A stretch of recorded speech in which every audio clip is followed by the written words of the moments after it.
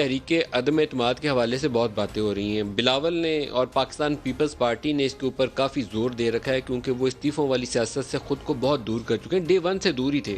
آصف زرداری صاحب نے جب سب سے پہلے پی ڈی ایم کا اجلاس ہوا تھا تو اس میں بھی استعفوں کے حق میں بالکل کوئی انکلینیشن نہیں دکھائی تھی، اور وہیں پر چیف منسٹر پنجاب کے خلاف تحریک عدم اعتماد لانے کی بات کی تھی۔ پی ایم ایل این اس سے گریز کر رہی تھی۔ اب یہ اگر سیاست میں ان کے بیانات کو دیکھیں تو مولانا فضل الرحمان نے آج بھی دوبارہ تذکرہ کیا ہے اور دوبارہ کہا ہے کہ آپشن موجود ہے، لیکن یہ کہہ دینا کہ آپشن موجود ہے، عملی طور پر اگر آپ اس کی صورتحال دیکھیں کہ پاکستانی پارلیمان کے اندر ووٹنگ پروسیس کے اندر سٹنگ گورنمنٹ کس طریقے سے انفلوئنس کرتی ہے، تو ہمارے پاس دو بہت ایکسٹریم قسم کی ایگزامپلز موجود ہیں۔ ایک 1 نومبر 1989 جب بے نظیر بھٹو کے خلاف تحریک عدم اعتماد لے کر آئی، اور اس وقت آئی جے آئی میں نواز شریف روئے رواں تھے، وہ تحریک عدم اعتماد لانے والے تھے۔ غلام اسحاق خان ان کے پیچھے کھڑے تھے، اسٹیبلشمنٹ پوری، جنرل بیگ صاحب سپورٹ کر رہے تھے کہ بے نظیر کی چھٹی کروائیں، 1 سال کے بعد اقتدار میں آنے کی ان کی چھٹی کروا دیں۔ پیپلز پارٹی کے پاس تھے 92 نشستیں، 119 ووٹ ان کو درکار تھے اور 27 نشستیں کم تھیں، اور آئی جے آئی والوں نے پورا زور لگایا، بندے توڑے، پیسے بھی کھلائے۔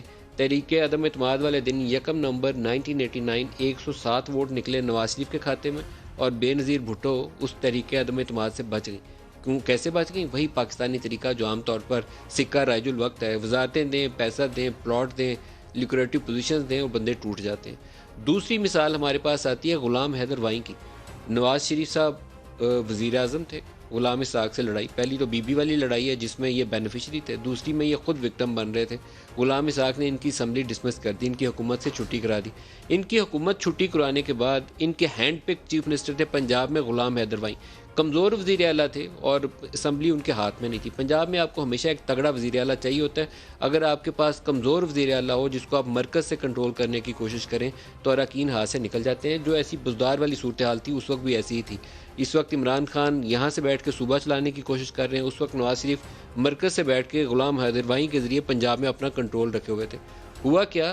نو کانفیڈنس موشن آئی اور 150 اور 20 ووٹوں کے مقابلے میں غلام منظور وٹو صاحب جو تھے وہ چیف منسٹر منتخب ہو گئے۔ وہ بات کی بات ہے کہ لڑائیاں ہوئیں اور لیگل بیٹلز ہوئیں، سپریم کورٹ نے نواز شریف کے حق میں فیصلہ کیا، وزارت عظمیٰ بحال ہو گئی، پنجاب میں وہ بیٹل جو تھی وہ بالکل الٹ گئی اور معاملہ عدالتوں میں چلا گیا۔ اس اسٹیبلشمنٹ ان ہو جاتی ہے اس وقت کی وحید کاکڑ، اور غلام اسحاق کی بھی چھٹی، نواز شریف کی بھی چھٹی، اور پنجاب والی چیز بھی پیچھے چلی گئی۔ لیکن اصل چیز یہ تھی کہ غلام حیدر وائیں واضح اکثریت رکھنے کے باوجود اپنی اسمبلی کو نہیں بچا سکے، وزارت اعلیٰ کو نہیں بچا سکے، اور منظور وٹو صاحب انہی کے بندے سارے اٹھا کر راتوں رات فلور کراس کروایا اور وزیر اعلیٰ منتخب ہو گئے۔ یہ صورتحال ہے اس وقت۔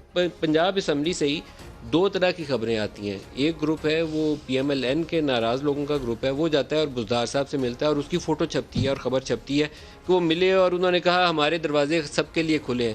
اور اسی طریقے سے ایک گروپ ہے جو بزدار سے نالاں ہے، وہ کبھی وزیر اعلیٰ پنجاب کے خلاف اپنی ناراضی کا اظہار کرنے کے لیے پرویز الہی صاحب سے ملتا ہے، کبھی اس کی خبر ذرائع سے چھپتی ہے، اور یہ معاملہ آگے چلتا ہے۔ اس وقت اپوزیشن کی سیاست بھی ہے اور یہ ناراض اراکین کی سیاست بھی ہے۔